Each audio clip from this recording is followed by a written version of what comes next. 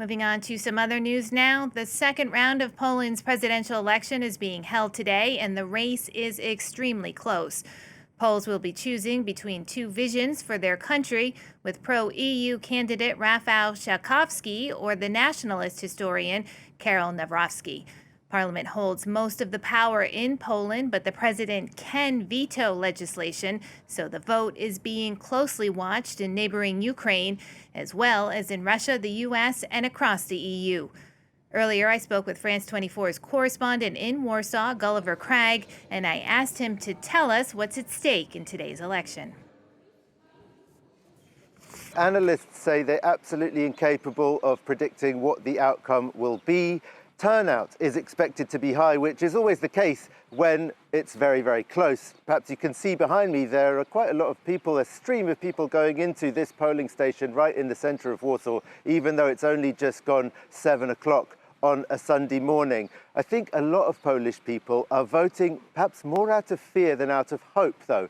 People who support the more liberal, pro-European orientation of Poland, Rafał Trzaskowski, the candidate, they're afraid that the other side is a danger for Polish democracy, basically. It could be the start of a return to the slide into authoritarianism that Poland saw during the 8 years that the Law and Justice Party, which Karol Nawrocki has been put forward by, was in power, and they absolutely don't want a return to that. And on the other side, though, among the nationalists, there's fear that Rafał Trzaskowski is too pro-European and will be too willing to give up Polish sovereignty to Brussels, and also too willing to let in too many migrants.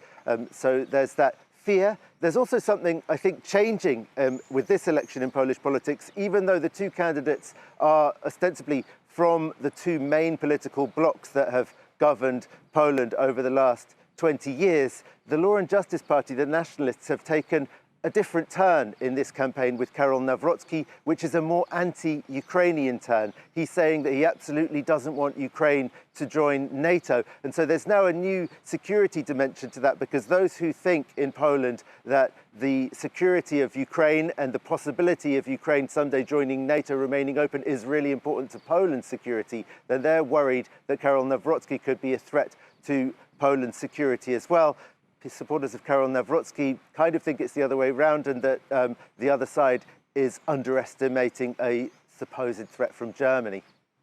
Now, Gulliver, we've been talking, it's the parliament there that kind of holds most of the power.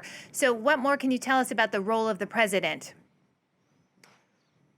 Well, it's quite a strange system in Poland, because the constitution doesn't really give the president that much power, but the president is elected by universal suffrage. And that means that he has a big claim to a popular mandate in terms of setting the country's orientation. And certainly symbolically, he's the head of state, he or she, whoever is elected. And so they have that kind of moral weight. In terms of the actual power that they do have the power to initiate legislation, but then the parliament would have to confirm it. So the parliament can vote it down if they don't like it.